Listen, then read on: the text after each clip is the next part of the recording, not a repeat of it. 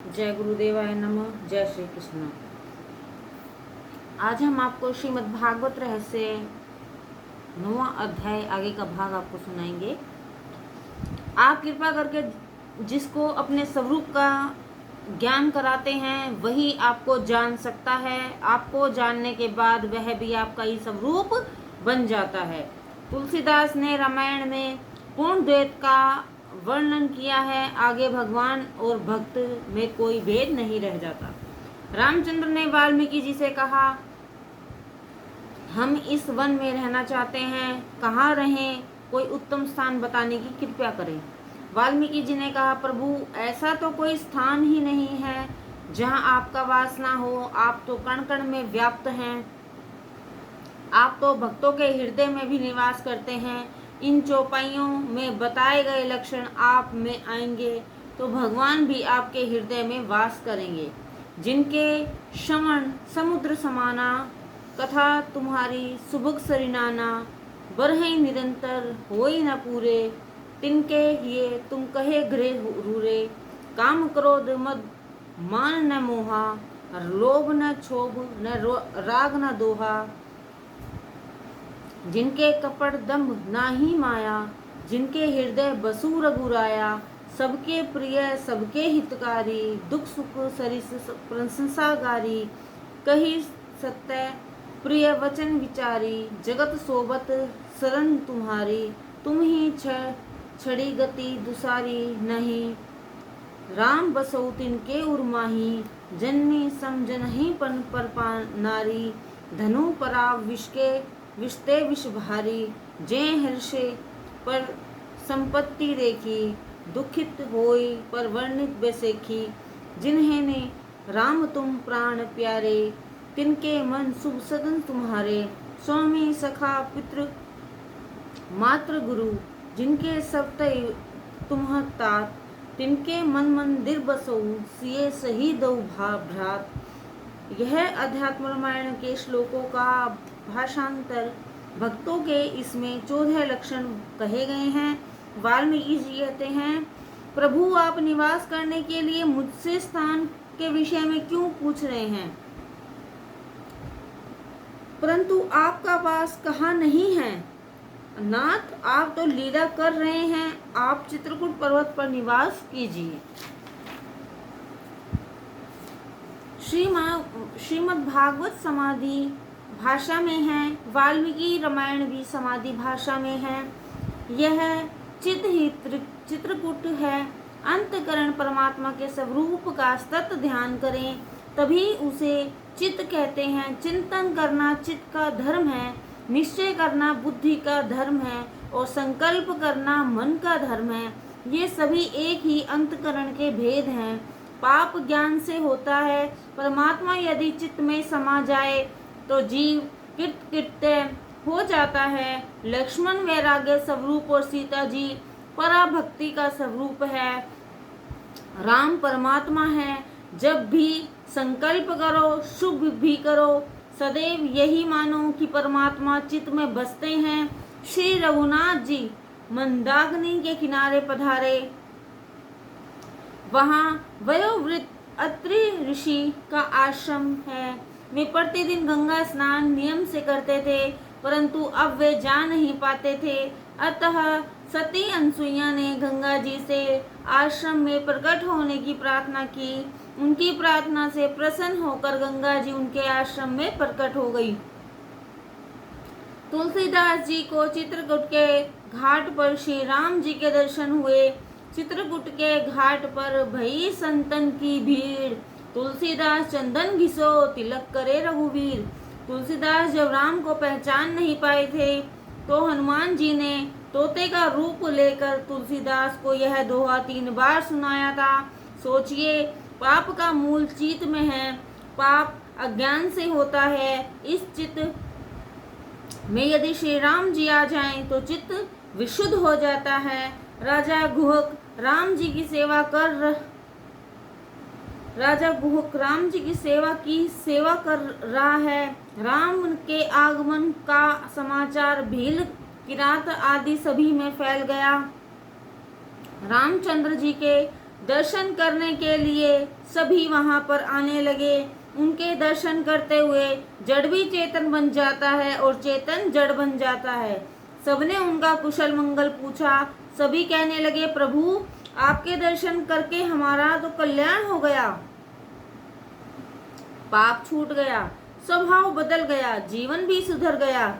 यहाँ के वन, पहाड़, गुफा आदि सब हमारे जाने पहचाने हैं। हम आपके सेवक हैं। आप जहाँ चाहे आपको वहां ले जाएंगे। रामचंद्र जी चित्रकूट में क्या विराजें। तभी से चित्रकूट के वृक्ष फूल और फलों से लद गए और मस्त होकर झूमने लगे। प्रतिदिन ऋषि मुनि चंद्र जी दर्शन को आते रहते। राम के चरित्र का दर्शन कौन कर सकता है। एक एक अक्षर महापातक का नाश करने वाला है। मंत्री सुमंत को गंगा किनारे से ही राम ने वापस लौटने की आज्ञा दे दी थी, परंतु गुहक जब तक वापस गंगा किनारे आए तब तक मंत्री सुमंत वहीं पर थे। सुमंत विचार कर रहे थे कि अयोध्या की प्रजा पूछेगी कि राम को कहाँ छोड़ आए तो मैं क्या जवाब दूंगा। महाराज दशरथ तो प्राण ही त्याग देंगे। सुमंत के घोड़े भी उसी दिशा में टकटकी लगाकर देखे जा रहे थे जिस दिशा में रामचंद्र जी गए थे। पशु भी इतना समझते हैं कि हमारे स्वामी हमें छोड़कर कहीं और चले गए हैं। उन्होंने खाना पीना सब त्याग दिया। जिनके वियोग में पशु तक इतने दुखी थे, उनके माता पिता की व्याकुलता और पीड़ा तो का कहना ही क्या है। वे अब कैसे जी पाएंगे। राजा गुहक ने सुमंत से कहा, मंत्री जी आप तो ज्ञानी हैं, आप धीरज धारण करें और अयोध्या की ओर गमन कीजिए। गुहक ने साथ में 4 भीड़ सेवक भी भेजे। मध्यरात्रि के समय सुमंत ने अयोध्या में प्रवेश किया। वे मन में सोच रहे थे कि मैं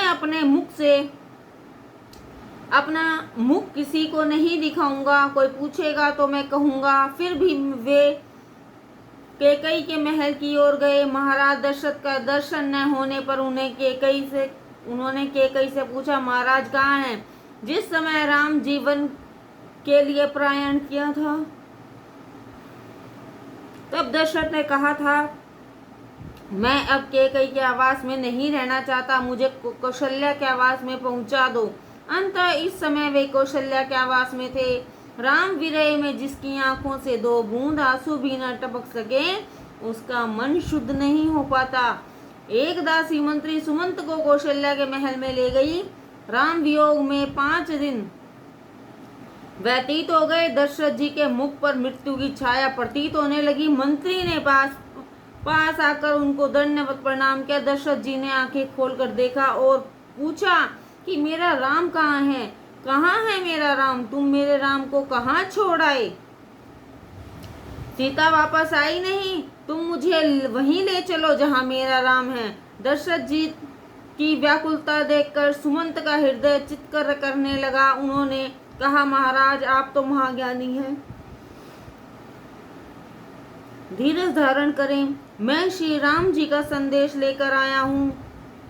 उन्होंने कहा है कि मेरे पिताजी को मेरा प्रणाम कहना और उनके आशीर्वाद से हम वन में सकुशल हैं। सुमंत कहने लगा, महाराज मैं भी कितना निर्दयी हूँ जो राम को वन में छोड़कर जिंदा वापस आया हूँ।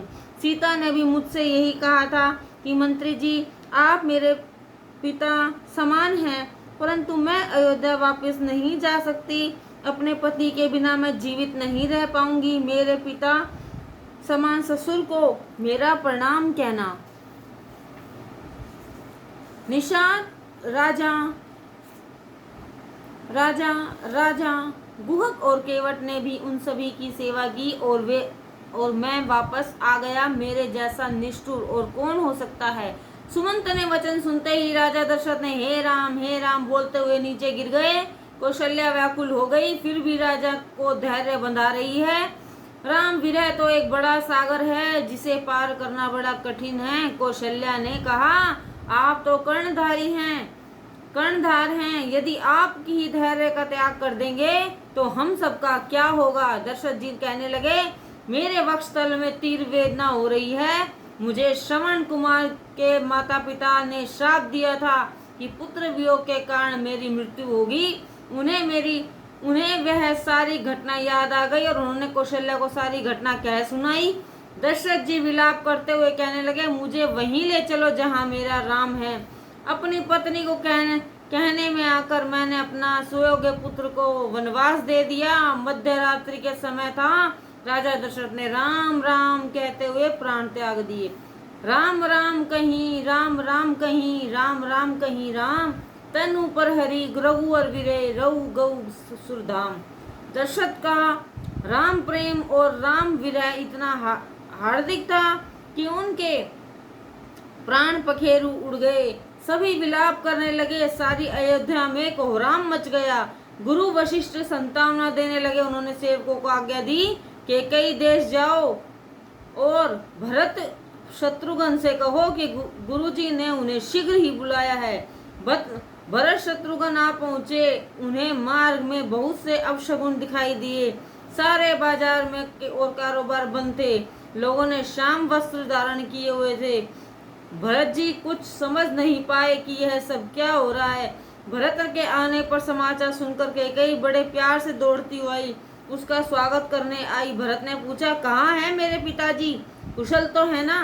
कैकेयी ने कहा, क्या बताऊं तुम्हें, सारा साम्राज्य चला जा रहा था परंतु मैंने उसे बचा लिया।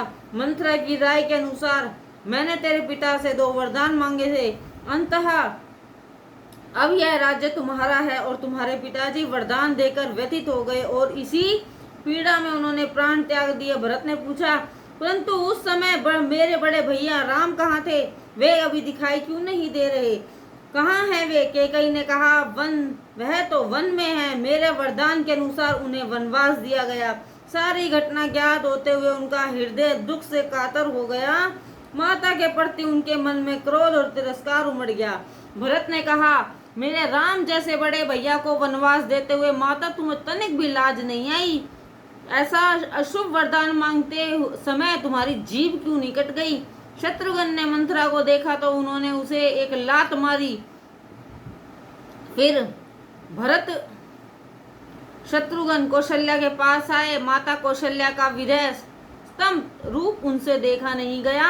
यह देखकर भरत जी मूर्छित हो गए। चेतना आने पर वह माता कौशल्या से कहने लगे, माता, राम भैया इस समय कहाँ होंगे? इन सभी अनर्थों का मूल कारण तो मैं ही हूँ। यदि कैकेयी के वरदान मांगने में मेरी रंज मात्र भी सहमति हो तो मुझे मृत पितृ हत्या का फल मिले। कौशल्या ने कहा, पुत्र, धीरज धारण कर शोक का त्याग करो। राम तो हंसता हुआ मुस्कुराता हुआ वन को गया है। तेरे पिता ने प्राण त्याग दिए परंतु मेरा भाग्य ही मुझसे रूठ गया। इस अनर्थ का कारण मैं हूँ। अब मैं भी जीवित क्यों हूँ? प्रातः काल के समय सरयू नदी के किनारे महाराज दशरथ की पार्थिव देह का अग्नि संस्कार किया गया। राजा दशरथ की आज्ञा थी कि यदि राम के वनवास में भरत की सहमति हो तो उसके हाथों मेरा देह संस्कार मत करवाना। दशरथ की पत्नियां भी सती होने जा रही थी परंतु भरत जी ने उन्हें सती होने से मना कर दिया। 15 दिनों पश्चात शोक सभा का आयोजन किया गया। वशिष्ठ सहित कई ऋषि भी वहां उपस्थित थे। सर्वप्रथम वशिष्ठ ने दशरथ जी का गुणगान किया और शोकांजलि समर्पित की। फिर उन्होंने राम की बुरी बुरी प्रशंसा की और भरत जी से कहा कि पिता की आज्ञा शिरोधार्य करके राम ने वन में गमन किया है। दशरथ जी स्वर्ग सिधार चुके हैं। अंत काल में हम तुम्हारा राज्याभिषेक करेंगे। परंतु भरत जी को यह स्वीकार नहीं था। उन्हें सभी ने हर प्रकार से समझाने का प्रयत्न किया परंतु भरत उनकी अपनी हट पर डटे रहे। विधाता की गति क्रूर है। जिसे ब्राह्मण का शरीर मिला हो फिर भी वह वेद शास्त्रों का ज्ञाता नहीं है और अपने धर्म को छोड़कर विषय भोग में लीन रहता है, उसका शोक मनाना चाहिए। शोक उस वैश्य को मनाना चाहिए जो धन होते हुए भी न तो दान करता है। शोक तो उस वैश्य को मनाना चाहिए जो धन होते हुए भी न तो दान करता है और न ही अतिथि सत्कार करता है और न ही भक्ति करता है। उस गृहस्थ का शोक करना चाहिए जो मोहवश अपने कर्म धर्म का त्याग करता है। उस सन्यासी को शोक करना चाहिए जो ज्ञान वैराग्य छोड़कर संसारिक प्रपंचों में फंसा रहता है। वह नारी शोचनीय है जो अपने पति से छल करती है, जो कुटिल कलह प्रिय और स्वेच्छाचारिणी है। स्वेधिक सोचनीय तो वह व्यक्ति है जो अपने समय और संपत्ति का दुरुपयोग करता है, दूसरों का अनिष्ट करने में ही तत्पर रहता है, अपने शरीर का पालन पोषण में लगा रहता है और नाम मात्र के लिए भी भगवान की भक्ति नहीं करता। हम महाराज दशरथ के लिए शोक क्यों मनाएं? सच्चा वास्तविक राम प्रेम तो उन्हीं का था कि राम गमन के दुख में उनके प्राण पखेरु उड़ गए। उनका तो इहलोक और